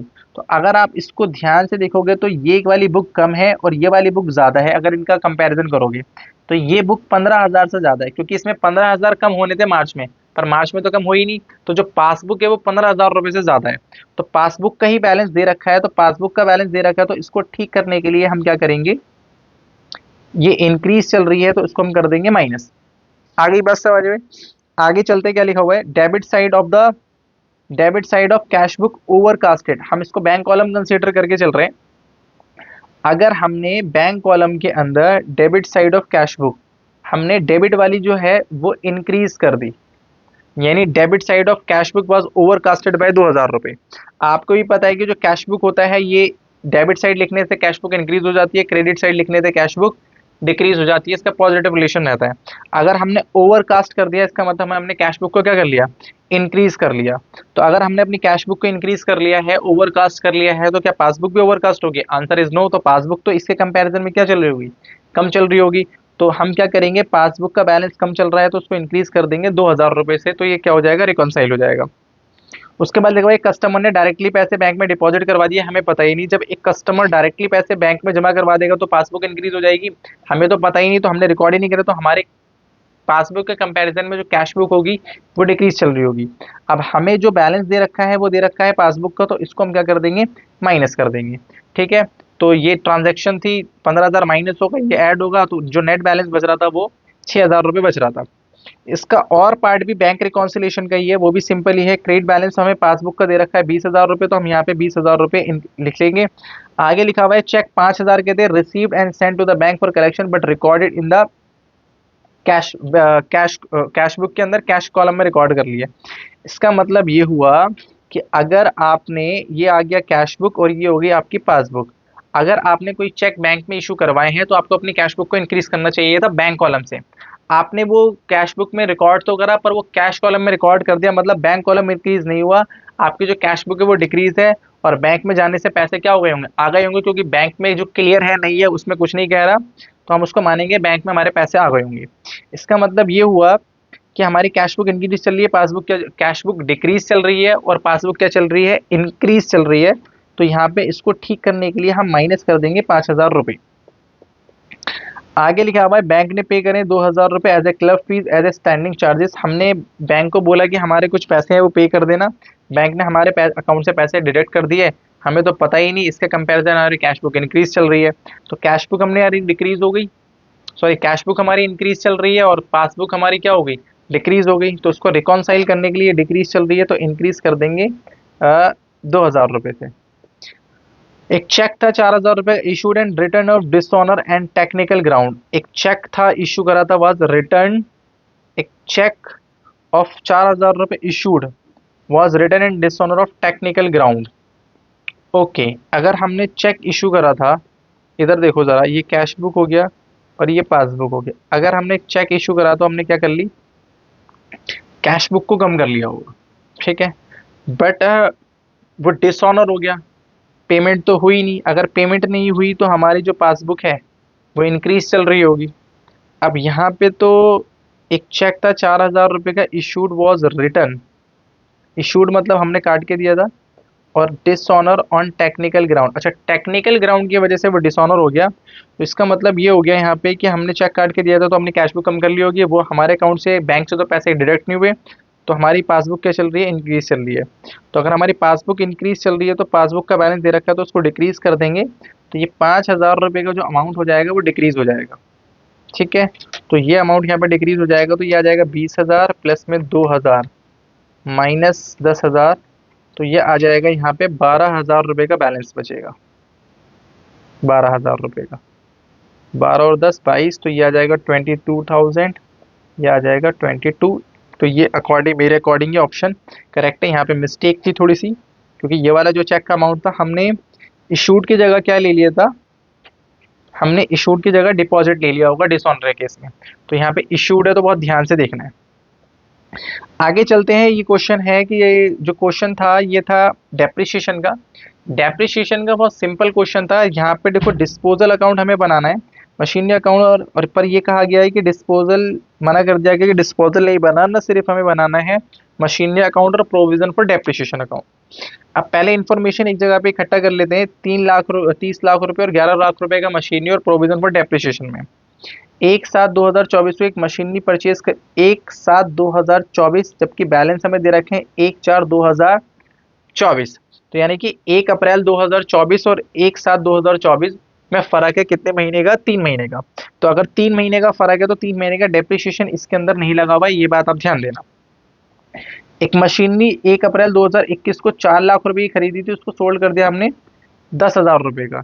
एक मशीनरी हमने सोल्ड करी थी 10,000 एक मशीनरी हमने परचेज करी थी 4 लाख रुपए की, उसको सोल्ड कर दिया 10,000 रुपए का। न्यू मशीनरी हमने परचेज करी है 1 अक्टूबर को 10 लाख रुपए की, और डेप्रिसिएशन जो है वो 10% है, स्ट्रेट लाइन मेथड। हमें मशीनरी अकाउंट बनाना है। अब एक बात ध्यान से देखो, 1 अप्रैल 2024 को हमारे पास मशीनरी का बैलेंसेस है 1/4/2024। तो 1/4/2024 की अगर मैं बात करूं तो यहाँ पे अप्रैल मई जून, अप्रैल मई जून, 3 महीने के बाद अगर हम इसको बेच रहे हैं यहाँ पे, ठीक है, फिर अक्टूबर में खरीद रहे हैं M2, और फिर हमें ये अकाउंट बनाना है। ठीक है, 1 मिनट, जस्ट ए मिनट, मैं अकाउंट थोड़ा इधर ले लेता हूँ ताकि, 1 मिनट, ठीक है, इधर ये आ गया। देखो बैलेंस 30 लाख रुपए है, और यहाँ पे हमने लिख लिया 11 लाख रुपए। अब यहाँ पे क्वेश्चन करने की कोशिश करते हैं, जो मशीनरी हम बेच रहे हैं, इधर देखो ध्यान से, 1/4/2021 को 4 लाख की मशीनरी थी, 20% का डेप्रिसिएशन है, तो 80,000 रुपये पहले साल का डेप्रिसिएशन आ जाएगा। उसके बाद अगले साल का 80,000 रुपये नेक्स्ट ईयर का डेप्रिसिएशन आ जाएगा, तो 24 का डेप्रिसिएशन आ जाएगा, तो 3 साल का डेप्रिसिएशन तो ये निकल के आ गया। अब 24 में 3 महीने के बाद बेच रहे हैं, तो अगर मैं बात करूँ 4 लाख रुपए की, 4 लाख का 20% 3 महीने का, तो ये वैल्यू निकल के आ जाएगी 4 लाख रुपए का 20%, और ये 3 महीने की अगर मैं बात करूं तो 20,000 की वैल्यू निकल के आ रही है। तो ये डेप्रिसिएशन अभी मैंने लगाया नहीं है, तो मैं ये डेप्रिसिएशन पहले लगा दूंगा 20,000 रुपए का 3 महीने का, सबसे इंपॉर्टेंट बात, क्योंकि ये अप्रैल तक, 1 अप्रैल 2024 तक हमारे पास डेप्रिसिएशन लगा हुआ है, हमने 3 महीने एडिशनल यूज करी है, तो 3 महीने जब एडिशनल यूज करी है तो उसका डेप्रिसिएशन हमें लगाना पड़ेगा। अब टोटल डेप्रिसिएशन कितना हो गया, 80 और 80 और 80 और 80, 8 या 24, 24 प्लस में 20, तो ये आ गया 2,60,000। तो टोटल डेप्रिसिएशन आपको ही पता है, जब हम मशीनरी को सेल कर रहे होते हैं तो उसका सारा डेप्रिसिएशन, प्रोविजन फॉर डेप्रिसिएशन से हम निकाल के कहाँ पे शिफ्ट करते हैं, एसेट्स अकाउंट के अंदर, जो कि मशीनरी अकाउंट है। तो टोटल डेप्रिसिएशन आपको ही पता है 60, 80, 80, 80, और ये 260 आ गया। 260 को निकाल के हम कहाँ शिफ्ट कर रहे हैं, 2,60,000 यहाँ पे शिफ्ट कर दिया। अब एक बात यहाँ पे बताओ, सोल्ड करा है हमने एट ए प्रॉफिट ऑफ 10,000 रुपये में, तो इसका मतलब ये निकल के आया कि जो मशीनरी की वैल्यू थी वो ये मशीनरी की हमारे पास वैल्यू बच रही है 1,40,000। 10,000 के प्रॉफिट पे अगर सेल कर रहे हैं तो 150 की सेल करेंगे हम। तो ये आगे सेल वैल्यू आपको पता है, क्रेडिट साइड में सेल वैल्यू कंसिडर करते हैं, और प्रॉफिट आ गया 10,000 रुपये का। ठीक है, और 1 अक्टूबर में एक मशीनरी जो है वो M2, अगर मैं यहाँ पे लिखने की कोशिश करूँ तो ये M2 और खरीद लिए 10,000 रुपये की, सॉरी 10 लाख रुपए की, 30 लाख। तो अगर इसको बैलेंस करूंगा तो उसका जो बैलेंस बच रहा है वो बच रहा है 36 लाख। आगे चलते हैं, यहाँ पे क्या लिखा हुआ है, रिमेनिंग जो मशीन हमारे पास बची है 36 लाख रुपीज की, 26 पे तो पूरा डेप्रिसिएशन लगेगा 20%, जो कि गलत लगाया है हमने। 2,60,000 का 16 का 20% जो है वो गलत है, 20% हमने गलत लगाया है। ये आ जाएगा यहाँ पे 5,20,000। ये डेप्रिसिएशन गलत लगा हुआ है, क्योंकि हमने 10% कंसीडर कर लिया था, और डेप्रिसिएशन कितना है, डेप्रिसिएशन है 20%। ओके, ये आ गया 5,20,000, तो इस पर 20,000 लगेगा, तो ये आ जाएगा 2 लाख, 6 महीने का 10 लाख, 6,20,000 रुपये डेप्रिसिएशन आ जाएगा। बिल्कुल ठीक है, ये थोड़ा सा गलत मिस्टेक है, यहाँ पे मिस्टेक ठीक कर लेते हैं। 6,20,000, ठीक है, तो 11 लाख रुपये प्लस में 20,000, 11 लाख प्लस में 20 प्लस में 620, 17,40,000। चलो इसको मैं यहाँ पे लिख देता हूँ थोड़ा सा काट के, 17,40,000 माइनस 2,60,000, तो ये आ जाएगा 14,80,000, 14,80,000। क्लियर हो गई यहाँ तक बात। तो ये फाइनल बैलेंस आ जाएगा डेप्रिसिएशन का। इसमें कुछ नहीं करना था, एक मशीनरी एडिशनल खरीदनी थी और एक मशीनरी बेचनी थी, तो ये सिंपल क्वेश्चन था डेप्रिसिएशन का। ठीक है, आगे चलते हैं, क्वेश्चन में क्या है, आगे आगे क्वेश्चन नंबर 24, कैश बुक का क्वेश्चन है, कैश बुक का क्वेश्चन है। इसको इधर करना पड़ेगा थोड़ा सा, सॉरी, इधर आ जाएगा। ठीक है, क्वेश्चन 24 पे चलते हैं। क्वेश्चन 24 है, कैश बुक हमें बनानी है और उसकी जनरल प्रॉपर भी हमें बनानी है। तो यहाँ पे सबसे पहले हमें कैश का और बैंक का बैलेंस दे रखा है, तो कैश का बैलेंस 15,000 यहाँ पे आ जाएगा, बैंक का बैलेंस ओवरड्राफ्ट है वो यहाँ पे आ जाएगा। गुड्स सोल्ड फॉर कैश और रिसीव हुआ है चेक, जो कि हमने डिपॉजिट नहीं करवाया, हम चेक इसको कंसिडर करके चल रहे हैं। तो चेक अगर हमने डिपॉजिट नहीं कराया तो cheque in hand to sale हो जाएगा, 10,000 रुपये यहाँ पे आ जाएगा, कैश में रिकॉर्ड नहीं करा जाएगा। आगे चलते हैं, पेड सैलरी 2,050 रुपये इन कैश और 5,000 salary still to be payable. तो सॉरी पेड सैलरी 2,500 रुपये कैश में पे करी है, तो कैश में जो सैलरी पे करी है तो बाय सैलरी करके 2,500 यहाँ पे आ जाएगा। जो सैलरी पेबल है तो उसकी एंट्री पास होगी जनरल प्रॉपर में सैलरी टू सैलरी आउटस्टैंडिंग। ठीक है, आगे चलते हैं, परचेज गुड्स 2,000 रुपये के and half amount cash and balance cheque. तो 2,000 रुपये में अगर आप परचेज करेंगे तो 1,000 रुपये का कैश में आ जाएगा, 1,000 रुपये का किस में आ जाएगा, बैंक में आ जाएगा। ये एक सिंपल पॉइंट था। गुड्स लिस्ट प्राइस इतना था, sold at A trade discount 20% and receive cash after deducting 5%। तो 5,000 रुपये की वैल्यू है और इसके अंदर 20% का ट्रेड डिस्काउंट है, तो 4,000 बची, 4,000 में 5% ट्रेड डिस्काउंट माइनस करूंगा, 3,800 रुपीज़ जो है वो हमें रिसीव हो जाएंगे, क्योंकि हमने करा है यहाँ पे सेल। तो 3,800 रुपये वो भी किससे रिसीव हो रहे हैं हमें, कैश, तो कैश से रिसीव हो रहे हैं। तो 3,000, एक मिनट, गुड्स लिस्ट पे 5,000 रुपये sold to this and receive cash after cash discount. हमें कैश रिसीव हो रहा है 3,800 रुपये का। तो 7 तारीख के अंदर जो ट्रांजेक्शन है, 7 तारीख के अंदर, तो वो 3,800 रुपये का क्या हो जाएगा, यहाँ पे कैश रिसीव हो जाएगा। आगे चलते क्या लिखा हुआ है, डिपॉजिट कैश रिसीव, जो कह रहा है कि 3,800 रुपये जो कैश, यहाँ पे ये पॉइंट इंपॉर्टेंट है, 7 अप्रैल 2025 को जो भी हमें कैश रिसीव हुआ है वो हमने बैंक में डिपॉजिट करवा दिया। तो हमें कितना कैश रिसीव हुआ है यहाँ पे, 3,800 रुपये का हमें जो कैश रिसीव हुआ है यहाँ पे, 3,800 रुपये का वो हम किस में जमा करवा रहे हैं, बैंक में। तो 3,800 रुपये यहाँ से बैंक से चले जाएंगी और यहाँ से कैश से आउट हो जाएंगे और बैंक कॉलम में आ जाएंगे। तो उसके अंदर क्या मिसिंग है, मिसिंग ये है कि हमें कॉन्ट्रा एंट्री के यहाँ पे सी लगाना ज़रूरी था, ये होगी हमारी कॉन्ट्रा एंट्री।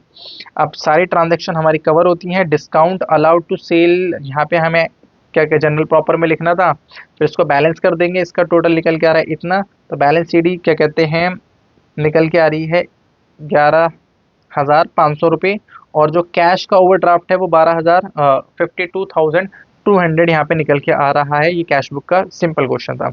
ये आगे हमारी जनरल प्रॉपर। क्वेश्चन 24 हमारा कवर होता है। 25 क्वेश्चन क्या है यहाँ पे, ये रहा 25 क्वेश्चन।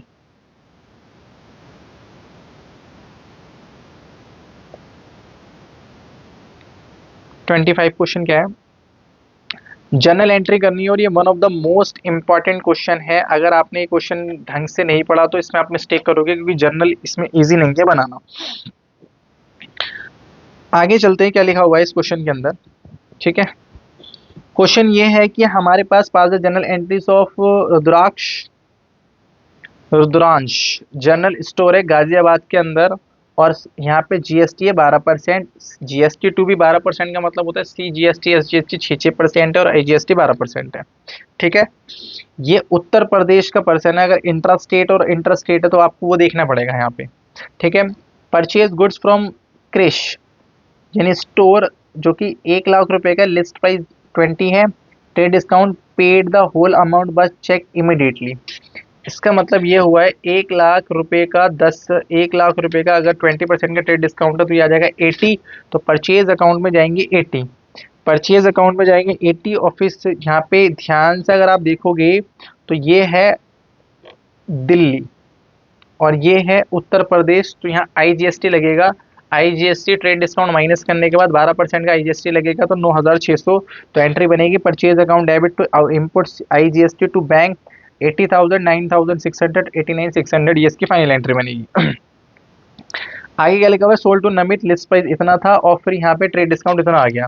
तो यहाँ पे 25,000 रुपये में अगर 10% माइनस करूंगा तो ये आ जाएगा 22,500 रुपये। और इस पे आउटपुट, अच्छा यहाँ पे कुछ भी नहीं लिखा हुआ तो लोकल सेल मानेंगे, इसको लोकल सेल मानेंगे तो इस पर 6% लग जाएगा, तो इस पर 6% लगाऊंगा, 13,500 तो 25,200, यानी Namit account debit to sale to output CGST और आउटपुट SGST आ जाएगा। ये भी सिंपल पॉइंट था। Electricity bill to be paid 1,000 रुपये, यानी कि आउटस्टैंडिंग है। Electricity bill account debit to electricity outstanding bill, इस पे कोई GST नहीं लगता, ये GST से एग्जेम्प्ट होता है, इस पे कोई GST नहीं लगेगा। अब आगे चलते हैं, यहाँ पे क्या लिखा हुआ है कि हमें एक रिसीव है ऑर्डर और इसका लिस्ट प्राइस इतना था, ट्रेड डिस्काउंट होता था। ऑर्डर के रिसीव होने पे कोई एंट्री पास नहीं होती, क्योंकि ऑर्डर का रिसीव होना ट्रांजैक्शन नहीं होता, इसलिए हम इसके ट्रांजैक्शन नहीं करेंगे। अगर जिस बच्चे ने इसकी ट्रांजैक्शन रिकॉर्ड कर ली तो वो गलत होगी। आगे चलते हैं, नेक्स्ट क्या लिखा हुआ है, परचेज एक ग्राइंडिंग मशीन खरीदी है नेशनल मशीनरी स्टोर से रोहतक से, जो कि हरियाणा में गाजियाबाद के बाहर। अब ये इंपॉर्टेंट पॉइंट है कि अगर हमने उनको पूरे पैसे दिए हैं कितने, यहाँ पे 39,200 रुपीज़, तो इसके अंदर हमारे पास मशीनरी की वैल्यू प्लस जीएसटी, इसके अंदर जीएसटी की वैल्यू भी इंक्लूड है। 100% मशीनरी की वैल्यू होगी और 12% इसके अंदर जीएसटी की वैल्यू होगी। तो 39,200 रुपये अगर इसके अंदर यानी कि 12, ये 112% वैल्यू है, तो 100% वैल्यू निकालूंगा तो क्या निकल के आ जाएगी, 19,200 डिवाइड बाई 112, तो ये आ जाएगी 35,000 रुपये। तो ये कितना निकल के आ गया, 35,000, और हमने हरियाणा से खरीदे तो उसका 12%, तो 35,000 का 12% आ जाएगा हमारे पास जीएसटी, तो जो कि आ जाएगा 42। तो अगर आपने इसकी ढंग से एंट्री नहीं करी, मशीनरी अकाउंट डेबिट 35 से होना था और इनपुट सीजीएसटी 42 से होना था, और बैंक यहाँ पे कितने से आना था, 39,200 से। अब बच्चों ने यहाँ पे क्या करा होगा, बच्चों ने लगाया होगा जीएसटी, इसी के ऊपर जीएसटी लगा दिया होगा, है ना। अगर आपने इसके ऊपर जीएसटी लगा दिया तो गलत है, क्योंकि यह है फाइनल पेमेंट। फाइनल पेमेंट का मतलब होता है मशीनरी की वैल्यू प्लस जीएसटी की वैल्यू इसके अंदर इंक्लूड है। आगे यहाँ पे चलते हैं, क्या लिखा है कि यहाँ पे गुड्स जो कि 10,000 का लिस्ट प्राइस था, परचेज फ्रॉम क्रिश, क्रिश से हमने परचेज करे थे और वो हमने विड्रॉ कर लिए यहाँ पे। अब यहाँ पे जब कभी भी हम कोई भी गुड्स को परचेज करते हैं और क्या कहते हैं जीएसटी, इनपुट जीएसटी डेबिट करा होता है, तो फिर उसको जब विड्रॉ करता है कोई पार्टनर, तो फिर जो जीएसटी का अमाउंट हमने ऊपर डेबिट कर रखा है इनपुट के केस में, वो रिवर्स हो जाता है। तो यहाँ पे जो ट्रेड डिस्काउंट होगा वो माइनस हो जाएगा। कितने का क्रिश ने ट्रेड डिस्काउंट दिया था हमें, 20% का। तो 10,000 रुपये का अगर मैं 20% माइनस कर दूँ, जो नेट वैल्यू बचेगी वो कितनी बचेगी, 8,000, और इसका जीएसटी जो था वो था 480, 480 नहीं था, यहाँ पे जीएसटी कितना था, यहाँ पे था 8,000 का 12% था, वो था 960। तो यहाँ पे ड्राइंग अकाउंट डेबिट 8960, और यहाँ पे आ जाएगा परचेज, और यहाँ पे आ जाएगा क्या, इनपुट सी जीएसटी। अच्छा, क्रेडिट में वैसे आउटपुट आते हैं, बट यहाँ पे इनपुट का रिवर्स है, क्योंकि जो भी हम इनपुट को डेबिट करते हैं वो गुड्स अगर बिजनेस में यूज नहीं हो रहा, आगे जाके सेल आउट नहीं होंगे, तो उसका जो इनपुट का जीएसटी होता है वो रिवर्स करना पड़ता है। तो ड्राइंग अकाउंट डेबिट, ये जो ड्राइंग अकाउंट डेबिट हो जाएगा यहाँ पे 8960 से, 8,000 रुपये से परचेज की वैल्यू है, और जीएसटी कितना रिवर्स करेंगे यहाँ पे हम, आईजीएसटी 960। तो यहाँ से देखो, ये यहाँ पे हमने डेबिट करा था, आईजीएसटी यहाँ पे डेबिट करा था इतना, तो उसके 10% जो वैल्यू है वो रिवर्स कर देंगे, क्योंकि 10% ही विड्रॉ कर रहा है। ठीक है, ये क्वेश्चन नंबर 25 हो गया। 35 बी का क्या है, एक मिनट यहाँ पे आ जाएगा, इसको यहाँ पे लेते हैं।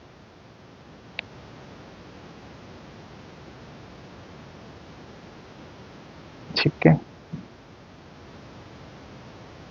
ठीक है, आगे आते हैं 25 का B. Prepare cash book of the Krishi student corner ledger account and ledger account बनाना है। ओके, लेजर अकाउंट मिसिंग हो गया है। लेजर अकाउंट होप्स आपको बनाना आता होगा, क्योंकि मैंने इसके अंदर सिर्फ और सिर्फ यहाँ पे परचेज बुक बनाई है। लेजर अकाउंट जो हो गया है वो स्किप हो गया है। तो लेजर अकाउंट आप बना लेना, लेजर अकाउंट बनाना सिंपल होता है। ठीक है, वो मैं आपको हिंट कर दूंगा भी कैसे बनाना है। देखो, ये एक इंपॉर्टेंट क्वेश्चन भी है, क्योंकि इसके अंदर दो बातें इंपॉर्टेंट है। क्या है, एक तो कैश बुक के अंदर वो ट्रांजेक्शन आती है जो भी उधार में ट्रांजेक्शन होगी, और दूसरी, एक तो उधार में गुड्स की ट्रांजेक्शन होनी चाहिए, अगर कोई एसेट्स की ट्रांजेक्शन है वो भी इसके अंदर रिकॉर्ड नहीं होती, क्योंकि जो भी एसेट्स खरीदने हैं वो हम क्या कहते हैं, कैश बुक के अंदर रिकॉर्ड नहीं करते। ठीक है, अगर कोई कैश की ट्रांजेक्शन है वो रिकॉर्ड नहीं करते, और गुड्स के ट्रांजेक्शन उधार में है वही क्रेडिट में है वही रिकॉर्ड करते हैं। दूसरे, अगर एसेट्स चाहे उधार में हो चाहे कैश में हो वो भी इसके अंदर रिकॉर्ड नहीं करते। आगे चलते हैं, क्वेश्चन क्या कह रहा है कि हमें बनानी है परचेज बुक, और 10 डजन रजिस्टर्स हमने खरीदे हैं, और 100 रुपये रजिस्टर का रेट है। ध्यान से देख लेना, ये है डजन और ये है पर रजिस्टर। तो यानी कि अगर 10 डजन हमने खरीदे हैं, एक में आते हैं 12, तो नंबर ऑफ रजिस्टर कितने हो गए, 120, और 100 रुपीज़ की वैल्यू है, तो 120 इंटू में 100, तो ये आ जाएगा 12,000। तो ये आ जाएगा 12,000 रुपीज़ के हमारे पास रजिस्टर आए। और यहाँ पे है 15 डजन कॉपीज, और 200 रुपये पर डजन है। 15 डजन है, 200 रुपये पर डजन है, तो फिर यहाँ पे 15 इंटू 10, तो ये आ जाएगा सिंपली, कुछ मिस्टेक है यहाँ पे भी, क्या मिस्टेक है बताओ।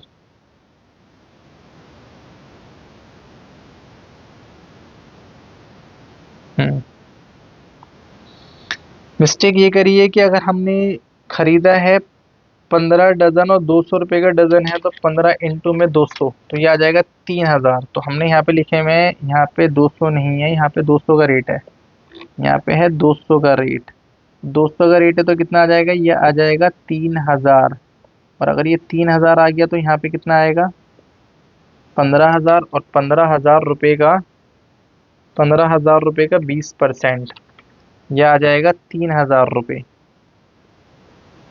और नेट अमाउंट जो आएगा ये आ जाएगा 12,000। ये ऑप्शन करेक्ट होगा, वो थोड़ी सी मिस्टेक हो गई यहाँ पे, कंसीडर हमने 500 कर लिए थे। आगे चलते हैं, परचेज ऑफ लोकेशन इंस्ट्रूमेंट, डो लैमिनेशन मशीन और वोल्टेज स्टेबलाइजर, ये एसेट्स होती है, ये गुड्स में कवर नहीं होंगी, तो ये ट्रांजेक्शन रिकॉर्ड नहीं होगी। परचेज फ्रॉम अंशिका राइटिंग है यहाँ पे 10 पार्कर वेक्टर जेल पेन कहना है, 100 रुपये का एक है। तो अगर 10 खरीदे हैं, 100 रुपये का एक है, तो 1000 रुपये का आ जाएगा ये, 1000 रुपीज़। और यहाँ पे क्या लिखा हुआ है कि 10 पैकेट बॉल पेन, एक पेन कंटेन, एक पैकेट के अंदर 10 पेन आते हैं। 10 पैकेट लिए हैं, एक पैकेट के अंदर 10 आते हैं, तो 100 पेन, 5 रुपये का एक पेन है, तो 100 इंटू में 5, तो ये आ जाएगा हमारे पास 500। तो टोटल आ गया कितना, 1500। 10% का डिस्काउंट है तो ये आ जाएगा 1350। तो ये आ जाएगा 12,000 प्लस में 1350, तो ये आ जाएगा 133, ये आ जाएगा 13350। परचेज अकाउंट बनाओगे तो परचेज अकाउंट में कहाँ चला जाएगा, डेबिट साइड में। और यहाँ पे घोष पेपर मार्ट का अकाउंट बनेगा और अंशिका राइटिंग इंस्ट्रूमेंट का अकाउंट बनेगा।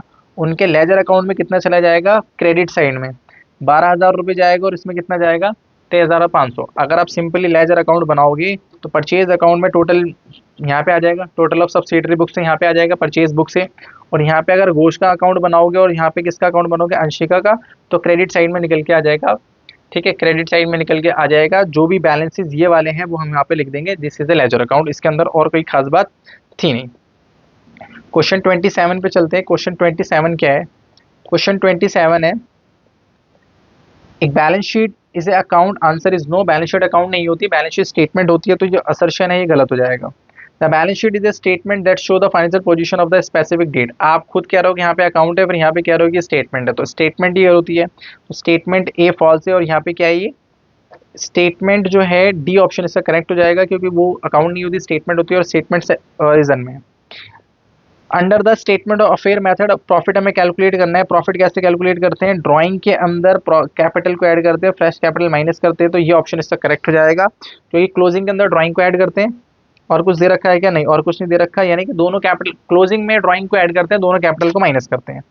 आगे चलते हैं कि ये असर्शन रीजन का कुछ दे रखा है।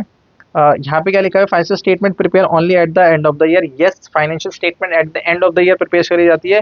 और क्योंकि business it is the requirement of the accounting period concept, क्योंकि अकाउंटिंग पीरियड ही एक साल के अंदर क्या बताता है, बुक्स ऑफ अकाउंट को मेंटेन करना होता है हमें साल के आखिरी के अंदर। तो ये असर्शन रीजन दोनों ठीक है, और ये इसकी करेक्ट एक्सप्लेनेशन है। एक साल के अंदर जो अकाउंटिंग करी जाती है वो अकाउंटिंग पीरियड कॉन्सेप्ट के अकॉर्डिंग करी जाती है। Statement of fair substitute of balance sheet, अगर इस क्वेश्चन के अंदर अगर थोड़ा सा ध्यान से देखोगे तो ये सही भी है, ये गलत भी है। स्टेटमेंट ऑफ अफेयर, अगर आप डबल एंट्री सिस्टम को फॉलो करते हो तो स्टेटमेंट ऑफ अफेयर सब्सिट्यूट नहीं होता। अगर आप डबल एंट्री फॉलो करते हो और कोई और person single entry system follow कर सकता है, तो सिंगल एंट्री सिस्टम को फॉलो करने वाले पर्सन के लिए वो सब्स्टिट्यूट हो सकती है बैलेंस शीट का क्या, स्टेटमेंट ऑफ अफेयर। इसके अकॉर्डिंग जो आंसर होगा ये करेक्ट हो सकता है, क्योंकि जो सिंगल एंट्री फॉलो करते हैं उनके लिए बैलेंस शीट का जो अल्टरनेटिव होता है वो क्या होता है, स्टेटमेंट ऑफ अफेयर होता है, तो वो सब्स्टिट्यूट उनके लिए होती है। ठीक है, पर जो डबल एंट्री फॉलो कर रहा है कि वो अगर सोचे कि बैलेंस शीट की जगह स्टेटमेंट ऑफ अफेयर बना ले, तो ऐसा पॉसिबल नहीं है। तो ये सिंगल एंट्री यानी कि जो accounting for incomplete records accounting को मेंटेन करते हैं उनके लिए सब्स्टिट्यूट है। स्टेटमेंट ऑफ अफेयर जो है वो बैलेंस शीट सब्स्टिट्यूट हो सकती है। दोनों फाइनेंशियल पोजीशन दिखाती हैं पर्टिकुलर डेट पे। यस, दोनों ही एसेट्स और दोनों ही लाइबिलिटीज और एसेट्स क्या करती हैं, फाइनेंशियल पोजीशन दिखाती हैं। तो इसके अंदर जो मेरे को जो ऑप्शन इसमें करेक्ट लगता है वो असर्शन रीजन दोनों ठीक है। असर्शन मैंने बता दिया किस पॉइंट ऑफ व्यू से ठीक है, और दोनों ही फाइनेंशियल पोजीशन दिखाती है एक पर्टिकुलर डेट की, तो ये भी ठीक है। तो इसके अंदर हम बात कर रहे हैं जो ये इसका ऑप्शन हो जाएगा बी, क्योंकि ये जो ए और बी दोनों ठीक है, उसकी करेक्ट एक्सप्लेनेशन नहीं है। Under the single entry system is refer to dictate. Yes, statement सही है कि सारी की सारी एरर डिटेक्ट नहीं हो पाती, और drawing and fresh capital introducing ignore करते हैं हम, यस नो, आंसर इज ये स्टेटमेंट गलत है, यानी only one statement is true है, क्योंकि जब हम स्टेटमेंट 1 और 2 बनाते हैं, यानी स्टेटमेंट 1 और 2 जो यहाँ पे है वो क्या है कि यहाँ पे एरर डिटेक्ट नहीं हो पाती, क्योंकि हमारे पास नंबर ऑफ अकाउंट नहीं होते, नंबर ऑफ ट्रांजेक्शन नहीं होते, क्योंकि डबल एंट्री फॉलो नहीं कर रहे होते। और दूसरी बात यहाँ पे क्या है कि दूसरी बात कि वो कह रहा है कि drawing and fresh capital introduce during the year ignore करी जाती है, नहीं, हम कंसीडर करके प्रॉफिट निकालते हैं। किसका? हम कंसीडर करके प्रॉफिट निकालते हैं, किसका? सिंगल एंट्री सिस्टम का। अब यहाँ पे जो है from the following information required to calculate sale हमें निकालना है, ग्रॉस प्रॉफिट निकालना है। सेल और ग्रॉस प्रॉफिट हमें निकालना है, तो सबसे पहले हमें एडजस्टेड कैपिटल दे रखी है। एडजस्टेड कैपिटल के अंदर अगर मैं डायरेक्ट एक्सपेंसेस को ऐड कर लूँगा तो ये हमारे पास बन जाएगा COGS, तो ये आ जाएगा 17,50,000। ठीक है, अगर मैं यहाँ से इसमें से नेट प्रॉफिट में से अगर इनडायरेक्ट एक्सपेंसेस को माइनस कर दूँ तो ये बन जाएगा GP, तो ये आ जाएगा 2,50,000। तो ये आ गया हमारा। अगर मैं सेल की बात करूँ तो सेल की वैल्यू होती है COGS प्लस में ग्रॉस प्रॉफिट, तो ग्रॉस प्रॉफिट कितना आ गया मेरे पास, सॉरी COGS आ गया 17,50,000 और ये आ जाएगा 2,50,000, तो ये आ जाएगा 20 लाख रुपीज़ के हमारे पास क्या निकल के आ गई, सेल निकल के आ जाएगी। और यहाँ पे ग्रॉस प्रॉफिट कितना निकल के आ गया, 2,50,000। ठीक है, आगे चलते हैं कि एंट्री क्या कह रहा है पास करने के लिए। ये एंट्री कहने का मतलब ये है कि हमें इसकी क्लोजिंग एंट्री करनी है। क्लोजिंग एंट्री का मतलब होता है लास्ट, तो इसका मतलब ये P&L में जाता है तो P&L account debit to wages हो जाएगा। ठीक है, रेंट रिसीव होता है तो यहाँ पे आ जाएगा रेंट रिसीव्ड अकाउंट डेबिट, क्योंकि ये P&L के क्रेडिट साइड में जाता है तो P&L क्रेडिट हो जाएगा, क्योंकि ये इनकम होती है, ये हो गया। अच्छा, प्रीमियम जो यहाँ पे है 10,000 रुपये और इसमें से एडवांस अगर माइनस कर दो तो 8,000 जाएगा P&L के डेबिट साइड में। P&L का account debit to premium, sorry P&L account debit to insurance premium, insurance premium जो कि जाएगा नेट 8,000 रुपये से 2,000 रुपये जो होते हैं वो एसेट होती है, उसकी कोई उसकी जो क्लोजिंग एंट्री नहीं होती। नेट प्रॉफिट को ट्रांसफर करने का कैपिटल में एक ही कॉन्सेप्ट है, profit and loss account debit to capital, क्योंकि प्रॉफिट कम हो जाएगा और कैपिटल इंक्रीज हो जाएगी। प्रॉफिट कम होता है तो डेबिट और कैपिटल इंक्रीज होती है तो क्रेडिट 1,50,000 से ये जो एंट्री क्लोजिंग एंट्री हो जाएगी। आगे चलते हैं, क्या लिखा हुआ है यहाँ पे, मनोहर ने क्या कराया भाई, ये ट्रायल बैलेंस दे रखा है। अच्छा, ये कुछ सिंगल एंट्री का क्वेश्चन है। सिंगल एंट्री का क्वेश्चन क्या है कि हमें 1 तारीख के हमें क्या दे रखी है, 1 तारीख के हमें कैपिटल दे रखी है 1/7/2000। ठीक है, एज ए एडिशनल इंफॉर्मेशन, और क्या दे रखा है, ठीक है। ठीक है, तो इसके अंदर हमें क्या करना है, यहाँ पे मैं बता देता हूँ। ये स्टॉक एसेट में आ जाएगा, इक्विपमेंट आ जाएगा, डेटर्स, क्रेडिटर्स, आउटस्टैंडिंग रेंट। ठीक है, ये आ जाएगा। तो हमने स्टेटमेंट ऑफ अफेयर बना लिया, यहाँ पे सारी एसेट मैंने यहाँ पे कंसीडर कर ली और क्रेडिटर्स यहाँ पे सारे कंसीडर कर लिए, लाइबिलिटीज तो यहाँ पे आ जाएगा 3,90,000 रुपये इसके कैपिटल आ जाएगी। तो यहाँ पे ध्यान से, यहाँ पे जो कैपिटल दे रखी है वो पर मंथ है, और बिजनेस कब स्टार्ट करा है, बिजनेस स्टार्ट करा है यहाँ पे उसने 1/7 को, तो यानी 9 महीने की ड्राइंग यहाँ पे कंसीडर करेंगे। 5 इंटू में 9 तो 45 आ जाएगा, ये निकल के आ गया। ओपनिंग बैलेंस 5 लाख दे रखी है, ये आ जाएगा लॉस, लॉस बिफोर एडजस्टमेंट आ जाएगा। डेप्रिशिएशन 15,000 आ जाएगा, बैड डेट्स ये निकल के आ गया, और प्रोविजन जो है वो 4,500 आ गया। तो net profit during the year ये निकल के आ जाएगा फाइनल आंसर। ठीक है, ये एडजस्टमेंट हमने कंसीडर कर लिया। अब हमारे पास है लास्ट क्वेश्चन। लास्ट क्वेश्चन ये बचा हुआ है हमारे पास, फाइनल अकाउंट का क्वेश्चन है। फाइनल अकाउंट का जो क्वेश्चन है वो मैं आपको बता देता हूँ एक बार, इसके एडजस्टमेंट कहाँ पे है, ये रहा। ठीक है, चलिए आगे क्वेश्चन करते हैं। ये सारी की सारी चीज़ दे रखी है, देखो हमें दे रखा है यहाँ पे क्या कहते हैं, ट्रेडिंग अकाउंट दे रखा है। तो ट्रेडिंग अकाउंट जब हमें दे रखा है तो कुछ चीज़ें तो वैसे ही आप हटा दो, परचेज नहीं आएगा, स्टॉक हटा दो, सैलरी एंड वेजेस कोल ये भी हटा दो, सेल रिटर्न भी हटा दो, डेटर कैश रेंट सेल हटा दो, बाकी सारी चीज़ें बची हैं ये आ जाएंगी। अब यहाँ पे हमने करने की कोशिश करी है सैलरी। अब यहाँ पे इधर देखो क्या लिखा हुआ है, मार्केट वैल्यू, ध्यान से इधर अपनी बात को ध्यान से सुनना।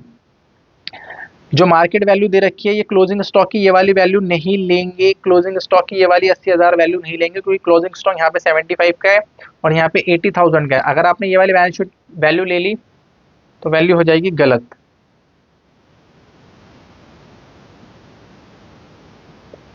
ठीक है,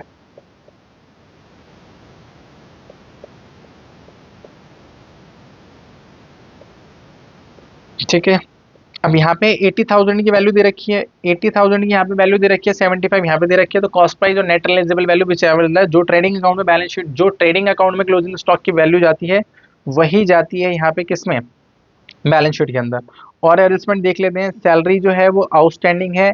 अच्छा, मार्च की सैलरी आउटस्टैंडिंग है, इसका मतलब जो इसके अंदर सैलरी है वो 11 महीने की है, तो उसको 11 से डिवाइड करोगे आप और 1 से मल्टीप्लाई करोगे तो 1000 आउटस्टैंडिंग आ जाएगा, तो ये 12,000 आ जाएगी, तो यहाँ पे 1000 रुपये आउटस्टैंडिंग हो गई। उसके बाद आगे कह रहा है डेप्रिसिएशन 10% लगाना है। डेप्रिसिएशन अगर आप 10% देखोगे तो ये मशीनरी हमने 1/10 को खरीदी है, तो इसका 10% 6 महीने का लगेगा, 2,50,2,500, और डेप्रिसिएशन यहाँ से माइनस हो जाएगा।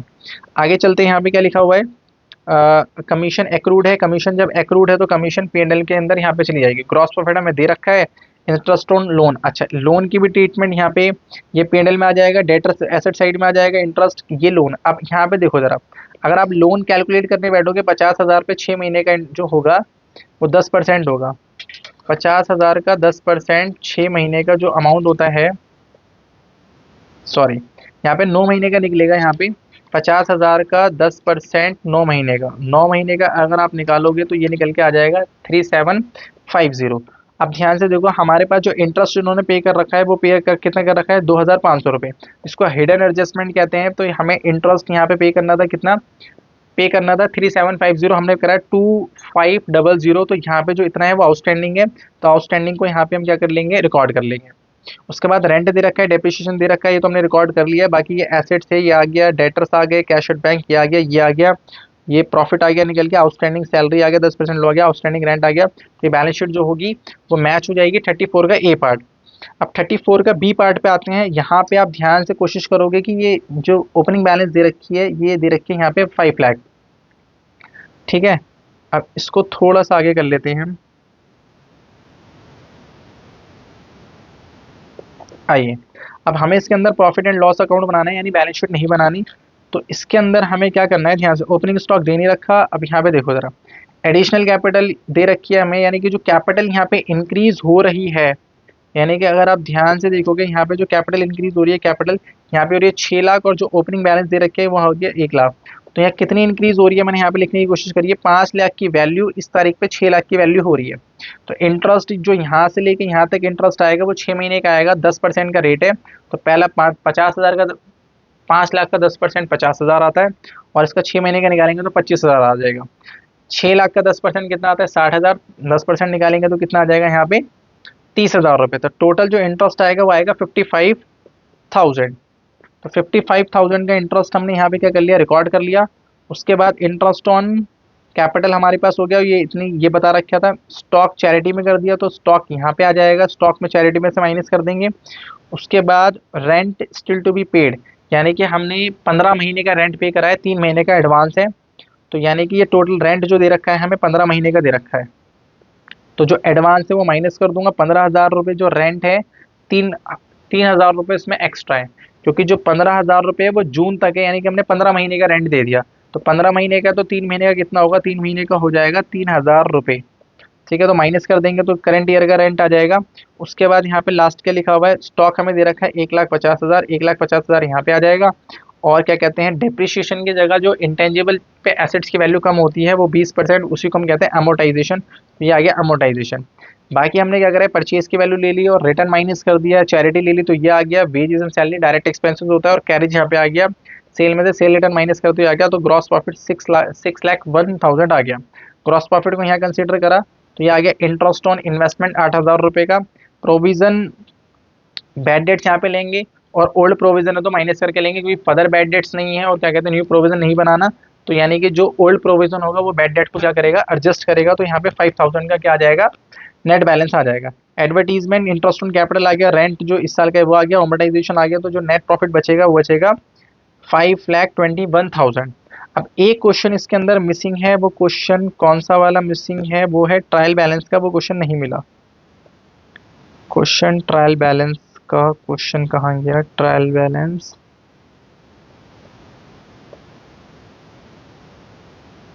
ये रहा, ये क्वेश्चन मिस हो गया था। ये क्वेश्चन देखते हैं 2 मिनट में।